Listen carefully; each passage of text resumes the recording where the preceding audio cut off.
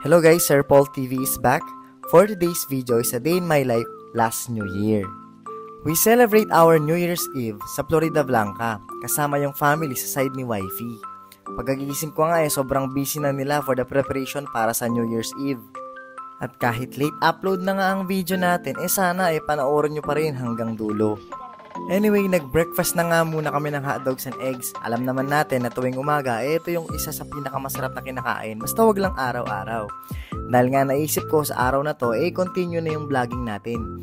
Gusto ko kasi mag-anap ng gimbal sa public market nila dito sa Florida Blanca na magagamit ko sa work din.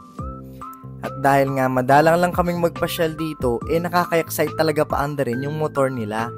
Isa kasi ito sa mga nagagamit namin before ni Mami Grace nung nag-aaral pa kami. Eto na nga at papunta na tayo sa public market ng Florida Blanca para maghanap ng gimbal stabilizer na magagamit natin sa vlogging at sa work na rin.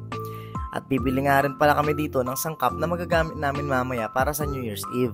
Nagkulangan kasi yung sangkap na gagamitin sa mga preparation ng ube alaya at saka ng mga fruit salad. Naglilibot-libot nga kami ni Mami Grace kasama si Kali. Pero hindi namin nasama si Calix at Kalia dahil nga medyo mahirapan kaming mamili kapag kasama namin sila, lalo na't malit pa yung bunso namin si Kalia. At sa kasamang palad nga wala talaga akong nagustuhan dahil hindi sila compatible sa phone ko at kaya naman nakapag-desisyon ako na sa online na lang bumili. Pagkabalik nga namin sa bahay sumalubong na agad sa akin yung lulutuin na ube alaya dahil nagpatulong nga sa akin si Mama para haluin itong ube. Dito sa probinsya ng Florida Blanca ay usong-uso ang paggamit ng tradisyonal na pagluluto upang makatipid sa ating paggamit ng gas, no? So tignan nyo naman yung paggawgaw ng ube. Isa kasi ito sa ginagawa ko tuwing New Year kapag nandito kami sa Florida Blanca. Sobrang sarap naman talaga kasi kapag naluto na siya, super satisfying. Halos 1.5 oras din yung inabot bago maluto yung ube alaya natin.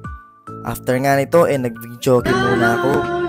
Wala mo talaga at na ako galing Pagbigyan nyo na ako madalang lang naman yan. Feeling pogi sir ne. At ito na nga yung mga ilan sa pinapare namin ngayong New Year's Eve. Siyempre hindi naman mawawala dyan yung mga prutas at yung ube alaya na niluto natin kanina. Ayan nag-i-smile pa sa atin yung baboy. Charot.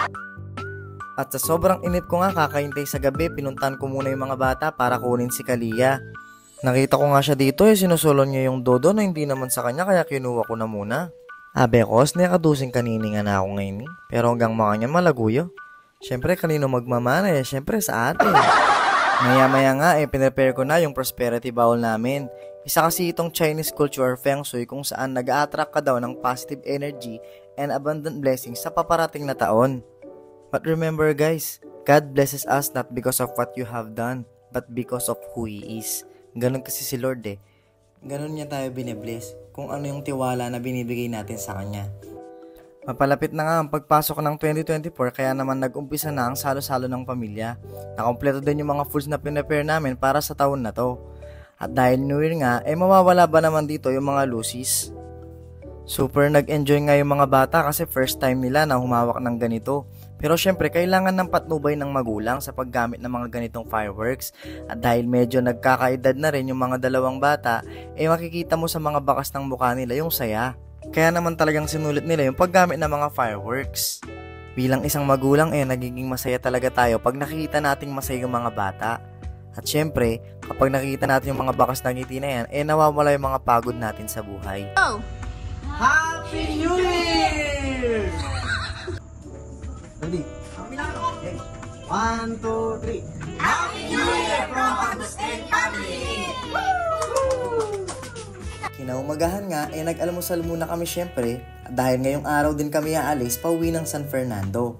Sana nag-enjoy kayo sa panonood ng video natin today. Bilang isang content creator or baguang content creator, malaking tulong na ang pag-click mo ng like, follow and subscribe sa channel ko. Comment mo naman sa baba kung taga saan ka nang malaman ko kung hanggang saan umabot yung video na to. Maraming salamat sa panonood!